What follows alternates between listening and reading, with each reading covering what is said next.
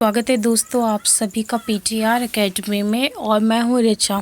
देखिए, आज जो हम मध्यकालीन भारत में देखेंगे वो इसमें हम आज सिर्फ छोटा सा ही टॉपिक भारत पर अरबों का आक्रमण और भारत पर तुर्कों का आक्रमण देखेंगे। तो चलिए, पहले जो हम देखते हैं वो भारत पर अरबों का आक्रमण देखते हैं। तो अरबों के आक्रमण में हम दो कारण देखेंगे कि अरबों ने क्यों आक्रमण किए भारत पर। कौन से दो कारण देखेंगे? पहला जो है वो धार्मिक कारण देखेंगे। कौन सा कारण? धार्मिक कारण। इसमें क्या है, धार्मिक कारण में उनका मोटिव ये था कि वो क्या है, भारत में इस्लाम धर्म का क्या करना चाहते थे, प्रचार प्रसार करना चाहते थे। उसके बाद जो हम देखेंगे वो देखेंगे आर्थिक कारण। आर्थिक कारण में क्या है, प्रचार प्रसार करने के लिए भारत की धन संपदा को क्या है, प्राप्त करना। मतलब क्या है, धार्मिक भी उन्हें यहीं धार्मिक प्रचार प्रसार भी उन्हें यहीं पर करना था। और धार्मिक प्रचार प्रसार करने के लिए क्या है, जो उन्हें धन चाहिए था उसको भी क्या है, वो भारत से गेन करना चाहते थे। यानी युद्ध में भी वो भारत पर ही करना चाहते थे। धर्म भी क्या है, वो ईसाई धर्म का प्रचार प्रसार भी वो भारत में ही करना चाहते थे। और उसके लिए जिस धन की आवश्यकता थी वो भी क्या है, वो भारत से ही प्राप्त करना चाहते थे। तो देखिए, अगर हम अरबों का प्रथम आक्रमण जो देखते हैं वो कहाँ हुआ था, सिंध में हुआ था। ठीक है, ये चीज़ याद रखिएगा। सिंध का जो शासक था वो क्या था, साहसी था, जो शूद्र एवं बौद्ध धर्मावलंबी था। यानी सिंध का जो शासक था वो कौन था, साहसी था, जो क्या था, शूद्र था। उसका यानी कि जो साहसी था उसका जो धर्म था वो क्या था, शूद्र था। और वो बौद्ध धर्म को क्या है, मानने वाला था। ये चीज़ याद रखिएगा। ये किसके अनुसार है, ह्वेन सांग के अनुसार है। यानी जो चीनी यात्री जो था, चीनी यात्री में दो ही क्या है, बहुत ज़्यादा प्रसिद्ध है। एक है ह्वेन सांग और एक है फाहियान। तो ये किसके अकॉर्डिंग है, फाहियान के अकॉर्डिंग है।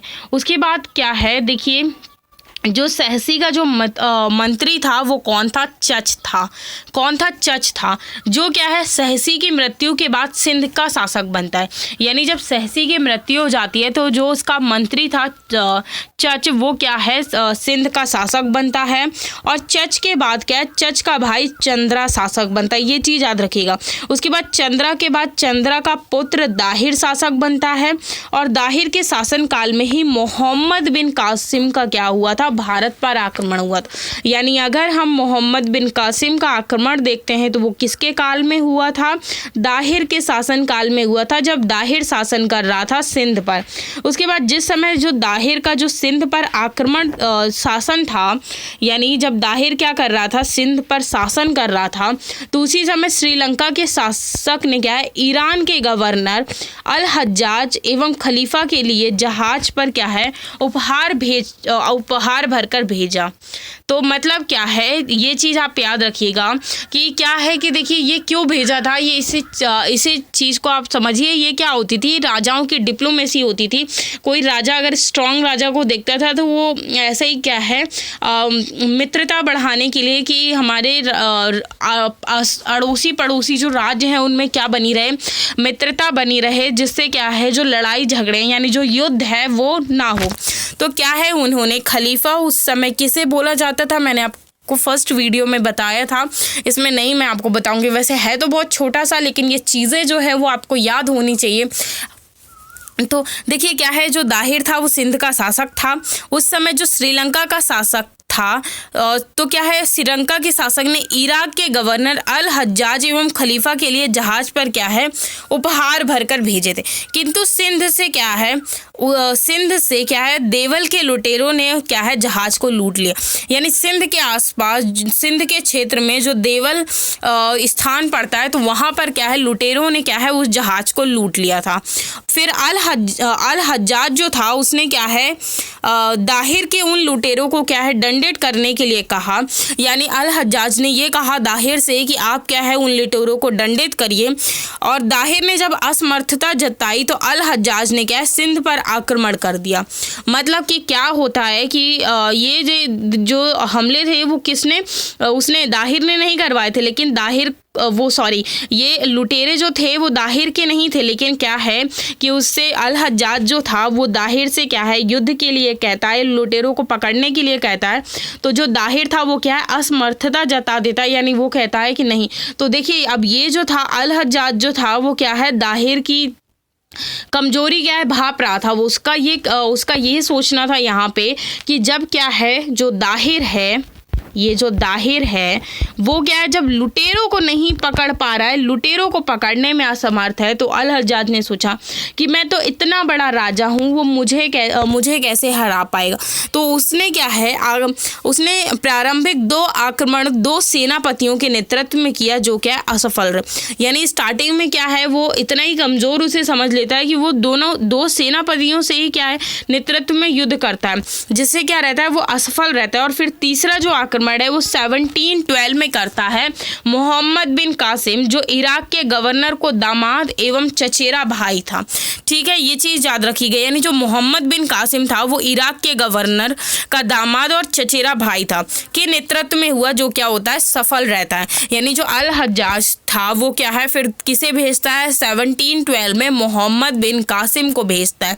उसके बाद क्या है अगर देखिए हम मोहम्मद बिन कासिम की क्या है सिंध विजय का क्रम देख लेते हैं। तो देवल था, फिर उस नेरून था, फिर सहवान था, फिर राजौर था, जिसमें क्या है वो दाहिर की हत्या कर देता है। उसके बाद क्या है ब्रहणावाद था। इसमें क्या है यहाँ से क्या है दाहिर का पुत्र जो था वो जय सिंह क्या होता है सिंध का शासक बनता है। यानी जब दाहिर की क्या कर दी जाती है हत्या कर दी जाती है, तो जब वो ब्रहणावाद की क्या करता है विजय करता है, तो दाहिर का जो पुत्र होता है जय सिंह उसे क्या है सिंध का शासक बना दिया जाता है। उसके बाद आलोर जो सिंध की राजधानी होती है, उसके बाद मुल्तान सिंध के बाहर का क्षेत्र। ये कुछ विजय थी मोहम्मद बिन कासिम की जिसने क्या है उसने वो किया था। उसके बाद 1714 में क्या होता है मोहम्मद बिन कासिम को क्या है खलीफा द्वारा वापस बुला लिया जाता है। ये चीज़ याद रखिएगा। तो 714 में क्या होता है ये क्या हो जाता है वापस चला जाता है और इराक में क्या है इसकी हत्या कर दी जाती है। ठीक है, और जब ये वापस चला जाता है तो सिंध का जो क्षेत्र था वो धीरे धीरे क्या होने लगता है स्वतंत्र होने लगता है। केवल मुल्तान एवं मंसूरा अरबों के अधिकार में बसते हैं। मुल्तान को अरबों ने स्वर्ण नगरी कहा है, यानी जो मुल्तान जो क्षेत्र था उसे अरबों ने क्या कहा है स्वर्ण नगरी कहा। अगर आपसे ये पूछा जाए कि किस क्षेत्र को अरबों ने क्या है स्वर्ण नगरी कहा है, तो वो मुल्तान को कहा है। तो क्या है उनके अब जब क्या है उनको अरबों को वापस यानी मोहम्मद बिन कासिम को क्या है खलीफा ने वापस बुला लिया था और फिर उसकी हत्या कर दी गई थी। तो सिंध के जो बाकी क्षेत्र थे वो धीरे धीरे स्वतंत्र हो गए थे, लेकिन मुल्तान और मंसूरा जो था वो क्या है अरबों के अधिकार में ही बचे रह गए थे। उसके बाद क्या है हम भारत पर तुर्कों का आक्रमण देखेंगे। तो तुर्कों के आक्रमण में क्या है अलियतगीन था, सुबुक्तगीन था, मोहम्मद गजनबी था और उसके बाद मोहम्मद गौरी था। ये उनके काल लिखे हुए हैं। देखिए काल मैं आपको स्किप कर देती हूँ क्योंकि इससे क्या है टाइम और ज़्यादा लगता है, तो ये आप रीड कर लिया करिए क्योंकि इससे क्या है ये जो थोड़ा सा टाइम है वो क्या हो जाता है बच जाता है, वीडियो लेंथी नहीं होता है और हम और भी चीज़ें क्या हैं डिटेल में डिस्कस कर लेते हैं। इसलिए जो ये काल है कभी कभी वो क्या है मैं स्किप कर देती हूँ। तो अल्पतगीन जो था वो मूल रूप से कहाँ तुर्कमेनिस्तान का निवासी था। कहाँ का तुर्कमेनिस्तान का। तो पहले हम अल्पतगीन के बारे में देखते हैं जिसका जो शासन होता है वो 933 से 966 तक होता है। तो ये इसके काल की जो मुख्य बातें वो सिर्फ हम देखेंगे। तो ये क्या है गजनी को यानी किसे महमूद गजनवी को क्या है वो केंद्र बनाकर शासन क्या है प्रारंभ करता है। कहाँ जो गजनी था वो कहाँ था अफगानिस्तान में था और पंजाब में हिंदू शाही वंश के लोग रह रहे थे। यानी क्या है गजनी को क्या है ये गजनी को क्या है ये केंद्र बनाकर शासन प्रारंभ करता है और पंजाब में हिंदू शाही वंश के लोग रह रहे थे। क्या है, जिस पर जो अल्पतगीन था वो भारतीय भूमि पर अधिकार नहीं कर सका। यानी क्या होता है कि जो पंजाब पर क्या है हिंदू शाही वंश के लोग थे, तो अल्पतगीन तब उस समय क्या है कंट्रोल करना चाहता था, लेकिन क्या है वो कंट्रोल नहीं कर पाता है भारत की भूमि पर। क्यों? क्योंकि यहाँ पर क्या है हिंदू शाही वंश के जो लोग थे वो क्या है राज कर रहे थे। उसके बाद हम देखेंगे सुबुक्तगीन। सुबुक्तगीन जो था वो क्या था, अल्पतगीन का क्या था, दामाद था। इसमें क्या है, देखिए मेडिवल हिस्ट्री में ज़्यादातर कॉन्सेप्ट कम है, राजाओं के बारे में ज़्यादा है। तो ये कौन सा राजा किसके बाद आता है, क्या चीज़ें होती है, ये आप क्या है अच्छे से याद रखिएगा। और ये इसमें कॉम्पिटिटिव एग्जाम्स में काफ़ी चीज़ें ऐसी पूछ ली जाती हैं, और या फिर उसमें स्टेट पीएससी में ये चीज़ें काफ़ी ज़्यादा पूछी जाती हैं। तो देखिए भारतीय भूमि यानी पंजाब पर क्या है आक्रमण करता है कौन, सुबुक्तगीन। उस समय क्या है हिंदू शाही वंश का ही शासन था, और हिंदू शाही वंश में शासक कौन था, जयपाल था। यानी ये लोग जयपाल, सुबुक्तगीन जो था वो किसके शासनकाल में आक्रमण करता है, जयपाल के। तो सुबुक्तगीन ने क्या है प्रारंभिक अभियान में जयपाल को क्या है पराजित कर दिया, किंतु पंजाब पर सुबुक्तगीन जो था वो अधिकार स्थापित नहीं कर सका। मतलब क्या है, पराजित तो कर देता है जयपाल को। जो प्रथम युद्ध होता है उसमें वो सुबुक्तगीन जो होता है वो जयपाल को पराजित कर देता है, बट फिर भी वो पंजाब पर अधिकार नहीं कर सकता है। और उसके बाद ये हमें ये बात जो है वो कहाँ से पता चलती है, अरब निवासी सुबुक्तगीन की आत्मकथा, जिसमें ये लिखा है वैहायकी ने कि तारीजे सुबुक्तगीन की जो रचना है, जो कि क्या है सुबुक्तगीन की जानकारी और प्रामाणिक खाते में क्या है माना जाता है। मतलब इसमें ये क्या है एक साक्ष्य है इस बात का कि सुबुक्तगीन जो था वो क्या है जयपाल को पराजित तो कर देता है, लेकिन वहाँ पंजाब पर क्या है अधिकार नहीं कर सका। ठीक है, उसके बाद हम देखते हैं महमूद गजनवी के बारे में। तो महमूद गजनवी जो था वो क्या था, सुबुक्तगीन का क्या था, पुत्र था। क्या था, सुबुक्तगीन का पुत्र था। उसके बाद इसका जो शासनकाल है वो 1997 से 1030 तक है। तो ये क्या था, सुबुक्तगीन का पुत्र था। इसकी जो उपाधि थी वो हमें क्या है, यामिनी उद्दौला, यानी यामिनी उद्दौला का मतलब है कि साम्राज्य का संरक्षण। यानी जो महमूद गजनवी है उसने यामिनी उद्दौला की क्या है उपाधि धारण की थी, और जिसका मतलब होता है आमीन उल मिल्लाह। ठीक है, ये चीज़ याद रखिएगा। उसके बाद देखिए जब महमूद गजनवी क्या है शासक बना, तब क्या है जो तत्कालिक खलीफा था उसने क्या है, यानी उस समय पे तुर्कों में क्या है, तुर्क में उस समय जो प्रेजेंट का जो खलीफा था वो महमूद गजनवी को क्या है यामिनी उद्दौला की क्या दे देता है, उपाधि दे देता है। इसीलिए क्या है गजनवी द्वारा स्थापित वंश को क्या है यामिनी उद्दौला वंश भी क्या है कहा जाता है। ये चीज़ याद रखिएगा, ये थोड़ा सा कॉन्सेप्ट टाइप है। इसके बाद क्या है 1000 से 1026 तक भारत में क्या है ये 17 बार आक्रमण करता है। यानी जो महमूद गजनवी था इतने टाइम पीरियड में क्या है वो भारत पर कितने बार, 17 बार आक्रमण करता है, जिसमें हमारे सिलेबस के अकॉर्डिंग पहला 16वां और 17 क्या है इसका जो आक्रमण है वो काफ़ी इंपॉर्टेंट है। ये जो क्वेश्चन है वो डायरेक्टली पूछ लिया जाता है कि भारत पर महमूद गजनवी ने कितने बार आक्रमण किया था। ऑप्शन दे दिए जाते हैं 13 बार, 26 बार, 17 बार, 15 बार, इस टाइप से दे दिए जाएंगे। तो आपको याद रखना है 17 बार। उसके बाद जो पहला आक्रमण था वो पंजाब के खिलाफ किया था, जिसमें हिंदू शासक जयपाल था। 16वां जो आक्रमण किया था वो सोमनाथ में किया था। ये सोमनाथ गुजरात में मंदिर था, इसे इसने पूरे तरीके से लूटने की योजना बनाकर किया था। और 17वां आक्रमण जो था वो जाटों के विरुद्ध किया था।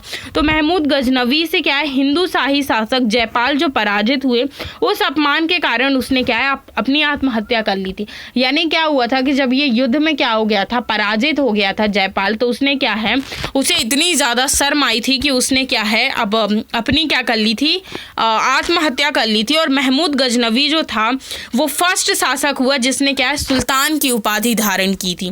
तो ये भी क्वेश्चन पूछा जाता है। उसके बाद भारतीय आक्रमण के बाद उसने क्या है जहाद जो कि क्या है, धार्मिक नारा होता है, जहाद का नारा दिया। यानी भारतीय आक्रमण के समय क्या है, उसने क्या है, जहाद का नारा दिया, जो क्या होता है, धार्मिक नारा होता है। ये चीज़ आप याद रखिए। जहाद का मतलब, जिहाद में क्या होता है, इस्लाम खतरे में है, सभी इस्लामिक एकजुट हो जाए।